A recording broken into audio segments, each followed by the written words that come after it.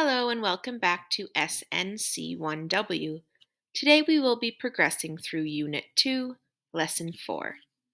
As a quick review, in Lessons 1 to 3 we reviewed the states, classification, and properties of matter, the history and structure of the atom, isotopes and radioisotopes, and calculating average atomic mass. We dipped our feet into a discussion on the periodic table, and within this lesson, we will build upon our previous lesson to review the trends in the periodic table. The learning goals for this lesson include explaining the relationship between the position of elements in the periodic table and explaining different trends of the periodic table. Success criteria, or knowing that you have absorbed all of this lesson's knowledge, can be determined by whether you can complete the following tasks. Ask yourself, are you able to describe how elements are arranged in the periodic table? Describe the physical and chemical properties of elements in the periodic table. Compare how atomic radius, electronegativity, ionization, energy, reactivity, and metallic character vary in the periodic table. The specific expectations targeted within this lesson include C2.4 and C2.5. The position of an element in the periodic table is related to the structure of its atoms in several ways. Let's review. First is atomic size. The size of an atom generally increases as you move down a group or a column in the periodic table, and decreases as you move across a period or a row. This trend can be explained by the increasing number of electron shells or energy levels as you move down a group, which increases the distance between the outermost electrons and the nucleus. On the other hand, as you move across a period, the atomic radius decreases because of the increasing nuclear charge that attracts the outermost electrons closer to the nucleus. Next up are the valence electrons. The valence electrons are the outermost electrons in an atom, and they determine the chemical properties of an element. The number of valence electrons generally increases as you move across a period and remains the same as you move down a group. Next up is electron configuration.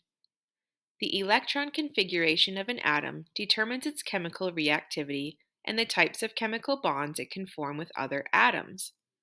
The electron configuration of an element can be predicted based on its position in the periodic table. For example, all elements in the same group have the same valence electron configuration and similar chemical properties because they have the same number of valence electrons. As discussed in previous lessons, elements are additionally organized in the periodic table based on their physical and chemical properties. By examining these properties, we can classify elements and identify patterns in the periodic table. Let's chat metals. Metals possess a variety of physical properties that make them useful in a range of applications, such as construction, manufacturing, and technology. One of these properties is luster, which refers to the ability of metals to reflect light in a shiny manner. This property is evident in objects such as coins and jewelry, which are prized for their reflective surfaces. Another important property is malleability, which allows metals to be easily shaped or molded to a desired form. For example, aluminum foil is commonly used to wrap and preserve food, thanks to its ability to be easily shaped around different food items. Finally, metals are known for their ability to conduct electricity and heat, which makes them essential components in a range of electrical devices. Copper and other metals are commonly used in the wires and circuits that power our electronic devices. On this slide, we can see a few examples of how various elements are used in our everyday life. A few examples include helium, which is often used in balloons, titanium, which is used in hip implants, and carbon, which supports the production of synthetic diamonds. Can you think of any other examples? Let's now shift our focus to periodic trends, where we will be discussing atomic radius and ionic radius, ionization energy, electronegativity, reactivity, and metallic character. The first periodic trend that we will be discussing is the atomic radius. This is one of the fundamental properties of an atom.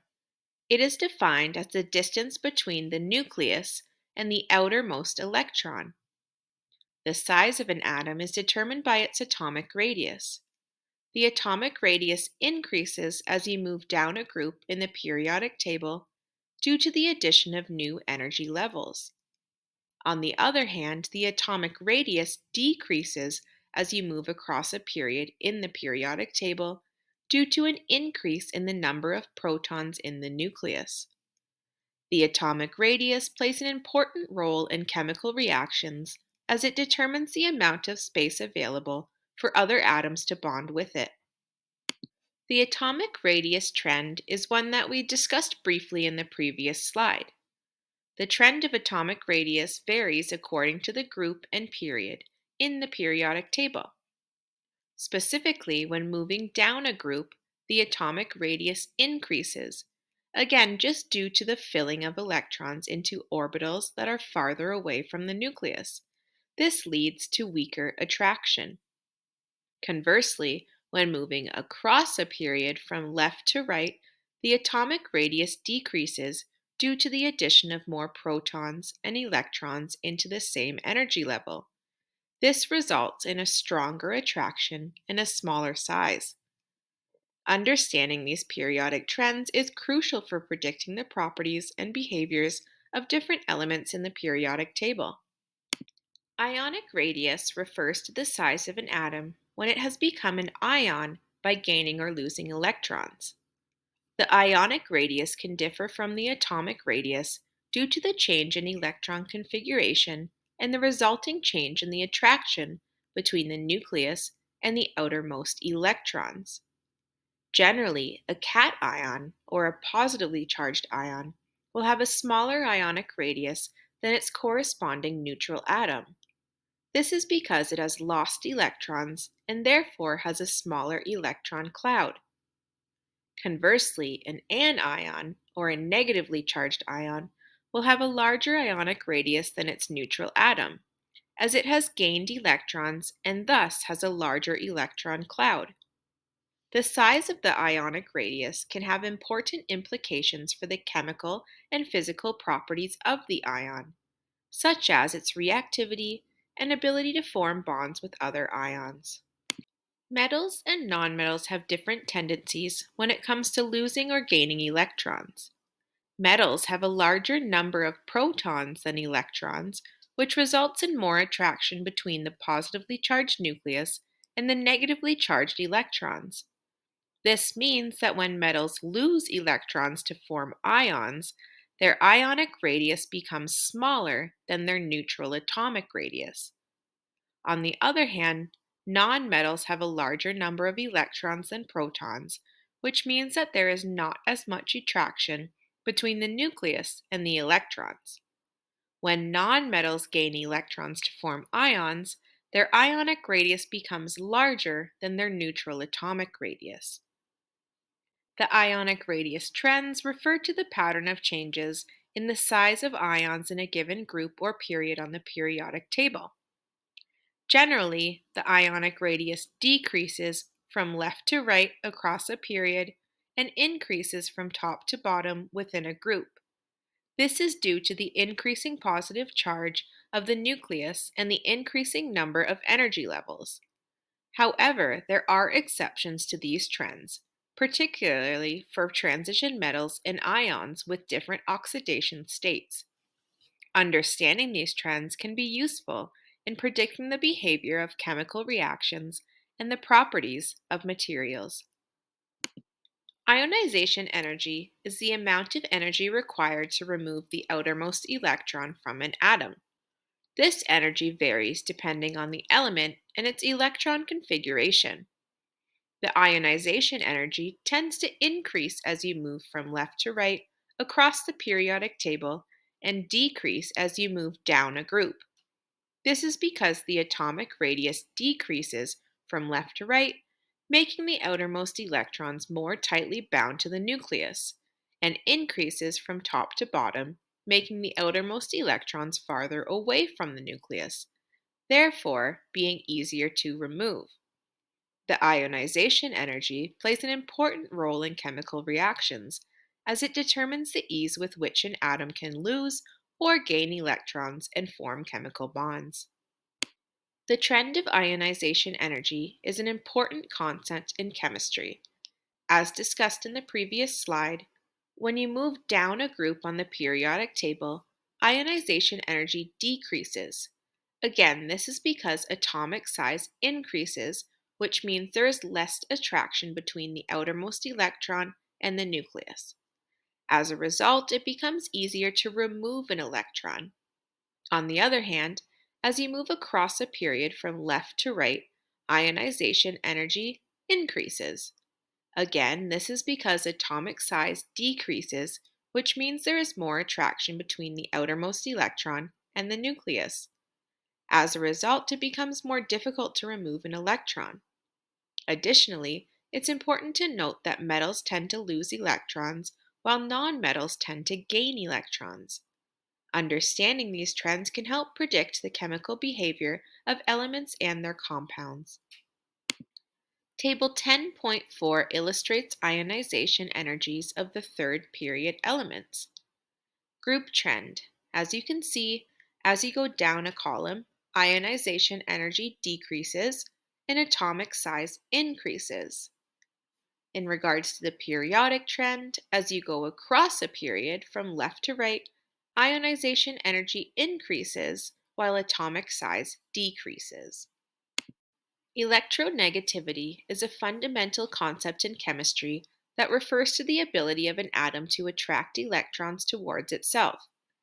It is a measure of the attraction force between an atom's nucleus and the electrons in its outermost shell.